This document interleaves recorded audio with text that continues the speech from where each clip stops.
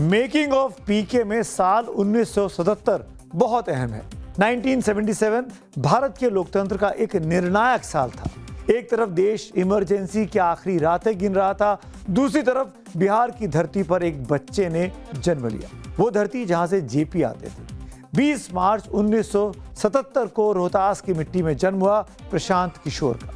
ठीक अगले दिन 21 मार्च 1977 देश से इमरजेंसी हट जाती है। उसी बिहार से जहां पर जयप्रकाश नारायण की हुंकार ने सत्ता की नींव उस वक्त हिला कर रख दी थी, जहां गलियों और चौपालों में दिनकर की पंक्तियां गूंजती थी, सिंहासन खाली करो कि जनता आती है। यहीं से लोकतंत्र ने सत्ता को संदेश दिया कि जनता जब तय कर ले तो सबसे मजबूत राजनीतिक गणित भी बदल जाता है।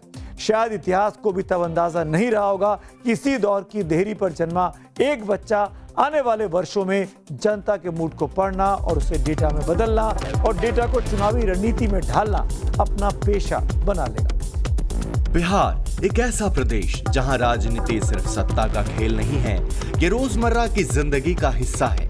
जहां चाय की दुकान पर संविधान से लेकर मुख्यमंत्री तक पर बहस होती है, जहां जाति समाज को भी बांटती है और वोटों को भी, जहां हर चुनाव एक नई चुनावी गणित लिखता है।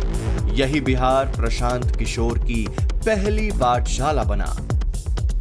जब बिहार मंडल की राजनीति देख रहा था, जब लालू प्रसाद यादव अपनी सियासत में सामाजिक न्याय की नई परिभाषा लिख रहे थे, जब नीतीश कुमार एक नए विकल्प की तलाश में थे, तब प्रशांत किशोर राजनीति में नहीं पढ़ाई में व्यस्त थे। पढ़ाई पूरी हुई, जिंदगी ने एक अलग रास्ता दिखाया। ये रास्ता था पब्लिक हेल्थ का, देश नहीं विदेश का रास्ता, चुनावी रैली नहीं संयुक्त राष्ट्र की राह। प्रशांत किशोर संयुक्त राष्ट्र से जुड़े और अफ्रीका में पब्लिक हेल्थ से जुड़े अभियानों पर काम करने लगे। उनका काम था आंकड़ों को समझना, बीमारियों के फैलने का पैटर्न देखना, सरकारी योजनाओं का असर मापना, सीमित संसाधनों में बेहतर रणनीति बनाना। यही रणनीति आगे चलकर पीके की पहचान बनने वाला था। पहले वे बीमारी के फैलने का नक्शा पढ़ते थे, अब वे वोटों के बदलते रुझान पढ़ने वाले थे। साल 2007-8 के आसपास प्रशांत किशोर कांग्रेस नेता राहुल गांधी के संपर्क में आए। राहुल गांधी के साथ जुड़ने के बाद प्रशांत किशोर को अमेठी के मुंशीगंज के संजय गांधी अस्पताल की प्रबंधन और स्वास्थ्य परियोजनाओं की जिम्मेदारी सौंपी गई। संजय गांधी अस्पताल में करीब 6 महीने से अधिक समय तक काम करने के दौरान ही उन्होंने अपनी अलग छाप छोड़ी। अमेठी में प्रोजेक्ट को सफलता से संभालने के बाद वो गुजरात चले गए और उसके बाद का इतिहास जग जाहिर है। साल 2011 नरेंद्र मोदी लगातार तीसरी बार मुख्यमंत्री बन चुके थे, लेकिन उनकी मंजिल गांधीनगर नहीं दिल्ली थी। उस वक्त यूपीए 2 सरकार जनता के गुस्से का सामना कर रही थी। ऐसे समय में एक चुनावी अभियान तैयार हो रहा था, जो आने वाले वर्षों में भारतीय राजनीति का चेहरा बदलने वाला था। 2013 में पीके ने 2014 के आम चुनाव की तैयारी के लिए सिटीजन्स फॉर अकाउंटेबल गवर्नेंस यानी CAG नाम से एक प्रचार कंपनी बनाई। ये पारंपरिक राजनीतिक संगठन नहीं था, ये एक चुनावी प्रयोगशाला थी, जहां डेटा एनालिस्ट थे, IIT और IIM के युवा थे, कॉर्पोरेट प्रोफेशनल थे, टेक्नोलॉजी एक्सपर्ट थे और सैकड़ों वॉलंटियर थे जो चुनाव को एक प्रोजेक्ट की तरह देख रहे थे। पहली बार भारत में चुनावी अभियान कॉर्पोरेट प्रोजेक्ट मैनेजमेंट की तरह चलाया जाने लगा। हर जिले की रिपोर्ट, हर विधानसभा का डेटा, हर बूथ की ताकत, हर जातीय समीकरण का विश्लेषण, ये एक तरह से पॉलिटिकल मैनेजमेंट था। यही वो दौर था जब चाय पर चर्चा जैसे अभियान सामने आए। 3D होलोग्राम रैलियां, डिजिटल वॉलंटियर, सोशल मीडिया के जरिए लाखों समर्थकों तक सीधी पहुंच जैसे चुनाव प्रचार के तरीके पहली बार प्रयोग में आए। ये सब आज भले ही सामान्य लगता है, लेकिन उस समय ये भारतीय चुनावों के लिए बिल्कुल नया था। 2014 के चुनाव में भारतीय जनता पार्टी को पूर्ण बहुमत मिला। नरेंद्र मोदी देश के प्रधानमंत्री बने। इस जीत की कई वजह थी। मोदी का नेतृत्व, बीजेपी संगठन की मजबूती, राजनीतिक माहौल और जनता की आकांक्षाएं। लेकिन इसी चुनाव के बाद पीके का नाम राजनीतिक गलियारों में तेजी से आया। इस समय में प्रशांत किशोर कांग्रेस के अस्पताल संभालते थे, इंदिरा गांधी अस्पताल। लेकिन कुछ कांग्रेस की अंदरूनी कलह भी थी और मोदी जी से प्रशांत किशोर का संपर्क हुआ जब वो कोई अंतर्राष्ट्रीय एजेंसी में काम कर रहे थे और उनको वहाँ मौका सूझा, मोदी को भी लगा। तो बहुत अहम भूमिका थी उनके मार्केटिंग में, उनके शोकेसिंग में। जो 2014 में जो एक नए ढंग से चुनाव लड़ा जाने लगा, वहाँ से शुरुआत हुई, जिसमें डिजिटल, ऑनलाइन आदि आदि का, और एक अहम भूमिका रही प्रशांत किशोर का उसके योजना में, उसके प्रबंधन में, उनके सलाह में और सारी चीज़ों को पूरा देश में ऑर्गेनाइज करने में। तो कुल मिला के यही कहा जा सकता है कि प्रशांत किशोर बहुत अहम भूमिका में थे। यहीं से एक दिलचस्प सवाल पैदा हुआ, क्या एक चुनावी रणनीतिकार किसी पार्टी का होता है या सिर्फ अपनी रणनीति का? क्या विचारधारा एक प्रोफेशनल की सीमाएं तय करती है या उसका काम सिर्फ अपने क्लाइंट को जिताना होता है? अगर इन सवालों के जवाब आसान होते तो शायद प्रशांत किशोर इतने विवादित भी ना होते। साल 2015 बिहार विधानसभा चुनाव। एक तरफ प्रधानमंत्री नरेंद्र मोदी और भारतीय जनता पार्टी, दूसरी तरफ तब मोदी के धुर विरोधी रहे नीतीश कुमार, साथ में लालू प्रसाद यादव की पार्टी आरजेडी के साथ महागठबंधन। और सबसे दिलचस्प बात, महागठबंधन की चुनावी रणनीति वही प्रशांत किशोर तैयार कर रहे थे जो कुछ महीने पहले तक नरेंद्र मोदी के अभियान का हिस्सा रहे थे। इसके बाद सवाल उठे कि क्या पीके ने पाला बदल लिया या उन्होंने कभी कोई पाला चुना ही नहीं था। चुना मेरे ख्याल से नीतीश कुमार को इसलिए कि उनके घरेलू नेता थे और नीतीश की पार्टी एक पारंपरिक रूप से एक समाजवादी सामाजिक न्याय की पार्टी थी, और तो उनको ये लगा कि यहाँ पर अपना उनका नाम बनेगा तो इससे जो है बिहार में वो स्थापित होंगे, और बाद में तो शायद वो वाइस प्रेसिडेंट भी बने जनता दल यू में। तो यही कहना पड़ेगा कि एक उनका लॉन्ग टर्म जो स्ट्रेटजी है प्रशांत किशोर ने, उसके चलते नीतीश कुमार को ज्वाइन किया। 2015 के चुनाव में Prashant Kishor Indian political action committee यानी आईपैक के को-फाउंडर बने।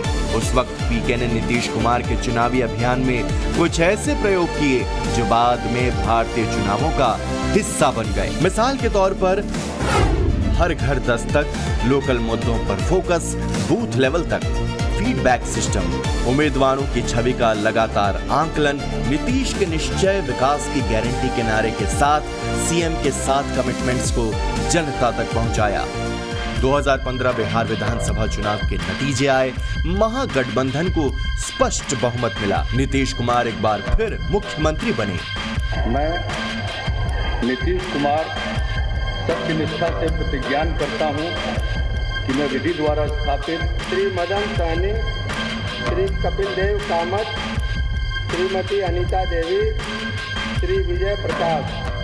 अब प्रशांत किशोर देश के सबसे चर्चित चुनावी सलाहकार बन चुके थे। उनके समर्थक कहते थे पीके चुनाव की नब्ज पढ़ लेते हैं। उनके आलोचक कहते थे वे राजनीति को कॉर्पोरेट प्रोजेक्ट बना रहे हैं। लेकिन उस चुनाव के बाद प्रशांत किशोर सलाहकार से आगे बढ़कर जनता दल यूनाइटेड के राष्ट्रीय उपाध्यक्ष बने। प्रशांत से मेरा रिश्ता आज का है, तो जब हमारी तबीयत बीच में खराब हुई तो कई बार वो फोन किया था, और जब हम दिल्ली गया था मिलने के लिए, कोई बात नहीं, राजनीतिक बात नहीं है, हम तो दिल्ली में ही कह दिए।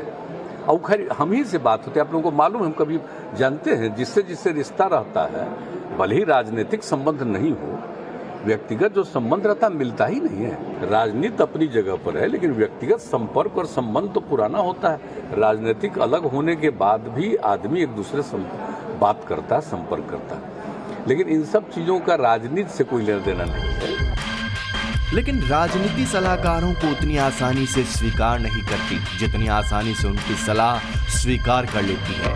पीके को लेकर जेडीयू में मतभेद बढ़ने लगे और फिर पीके जेडीयू से बाहर हो गए। पार्टी में जो कद्दावर नेता थे उनको शायद ये बात जमी नहीं, कि वह एक नया आदमी आया है, खाली परामर्श देता है और पॉलिटिकल मैनेजमेंट करता है और वो हमारा नेता हो जाए। तो मैं समझता हूँ कि आपसी कलह एक बड़ा कारण बना, जिसमें हालांकि मेरा अभी भी मानना है कि नीतीश और प्रशांत किशोर कभी अंदर से अलग नहीं। यहीं से पीके ने एक ऐसा इलेक्शन कैंपेनिंग मॉडल बनाया जिसमें नेता बदलते रहे लेकिन रणनीतिकार वही रहे। कौन सा नेता किस रैली में जाएगा, किस मंच से क्या बोलेगा, कौन सा नारा चलेगा, किस जातीय समीकरण पर दांव चलेगा, किस बूथ पर कितने कार्यकर्ता चाहिए और किस चेहरे को आगे करना है। इन सवालों के जवाब बरसों तक पीके के दफ्तर से निकलते रहे।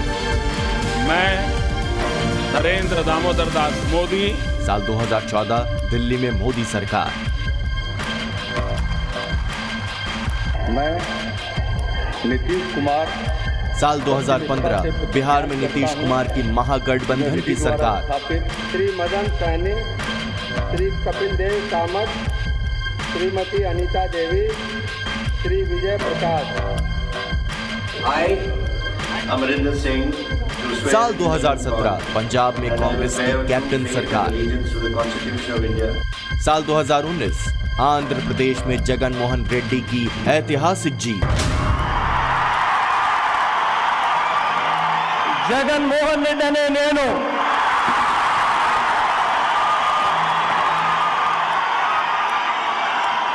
శాసనం ద్వారా నిర్మితమైన భారత రాజ్యాంగం పట్ల నిజమైన విశ్వాసం విధేయత చూపుతానని। साल 2020 दिल्ली विधानसभा चुनाव में आम आदमी पार्टी को 70 में से 62 सीटों पर भारी बहुमत से जीत। साल 2021 बंगाल में ममता बनर्जी की वापसी।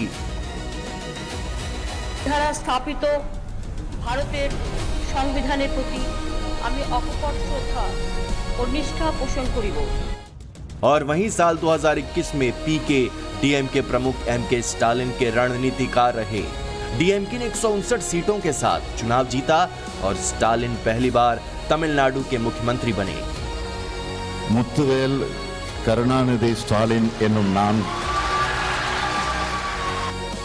हर जीत के बाद पीके का नाम धीरे धीरे राजनीति के गलियारों में एक मिथक बनता गया। अगर चुनाव जीतना है तो पीके को बुलाइए। यहीं से एक और सवाल प्रशांत किशोर का पीछा करने लगा कि क्या वे सिर्फ चुनावी रणनीतिकार रहेंगे या एक दिन खुद राजनीति में भी उतरेंगे। शायद इस सवाल का जवाब उन्हें खुद भी मिल चुका था। 2022 में पीके ने तय कर लिया, अब दूसरों की सरकारें बनाने से आगे बढ़ना होगा, अब खुद की राजनीति करनी होगी। 2 मई 2022 जन स्वराज अभियान की शुरुआत।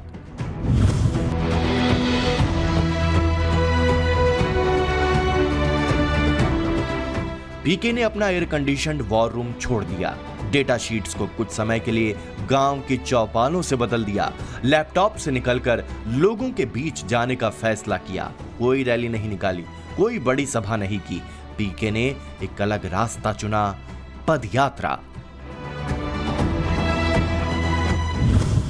2 मई 2022 यही वो तारीख थी जब प्रशांत किशोर ने सिर्फ राजनीति की बात नहीं की बल्कि बिहार को समझने का संकल्प लिया। उन्होंने ऐलान किया जन स्वराज अभियान का, एक ऐसा अभियान जिसका मकसद था बिहार की जनता के बीच जाना, उनकी समस्याओं को सुनना और उनके अनुभवों के आधार पर विकास का नया खाका तैयार करना। फिर आया 2 अक्टूबर 2022 महात्मा गांधी की जयंती का दिन। इतिहास की धरती पश्चिम चंपारण के भीतरिहवा गांधी आश्रम से एक लंबी पदयात्रा शुरू हुई। सवाल था क्या बिहार को बदला जा सकता है अगर पहले बिहार को समझा जाए। इसके बाद शुरू हुआ सफर गांव-गांव, गली-गली, चौपाल से चौपाल तक। एक ऐसा सफर जो चुनावी रैली की जगह जनसंवाद की यात्रा बन गया। इस पद यात्रा के आंकड़े भी इसकी व्यापकता की गवाही देते हैं।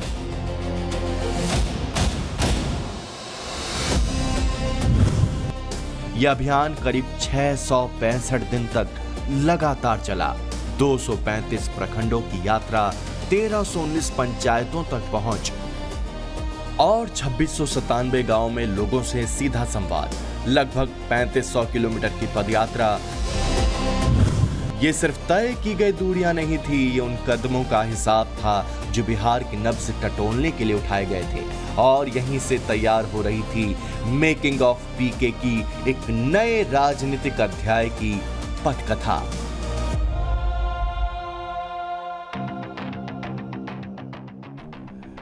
हजारों किलोमीटर पैदल चलना, गांव-गांव जाना, हर जिले में रुकना, हर वर्ग से मिलना, किसानों से, छात्रों से, महिलाओं से, बेरोजगार युवाओं से, शिक्षकों से, व्यापारियों से और उन लोगों से जो शायद बरसों से किसी बड़े नेता के सामने अपनी बात नहीं रख पाए थे। हमने करीब करीब सभी बड़े नेताओं से व्यक्तिगत तौर पर बात करके ये उनको समझाने का प्रयास किया है, भाई कुछ तो कीजिए बिहार के लिए। चाहे वो कांग्रेस की बड़ी नेत्री हो या अभी जिनको आप और हम भगवान मानकर दिल्ली में बैठाए हुए, हमने सबसे व्यक्तिगत भी बात करी। सब आदमी सुनने समझने के बाद कहता है किसान ठीक है यार, लेकिन अब बिहार अब इसी दशा में रहेगा, इतना ज्यादा वहाँ बदल नहीं सकता है, वहाँ जात पात बहुत है। पीके की यात्रा सिर्फ एक राजनीतिक यात्रा नहीं थी, यह बिहार को समझने की कोशिश भी थी। प्रशांत किशोर इसे इसी रूप में पेश कर रहे थे। उन्होंने कहा, मैं वोट मांगने नहीं निकला हूं, मैं बिहार को सुनने निकला हूं। यह दावा राजनीतिक था, लेकिन संदेश अलग था।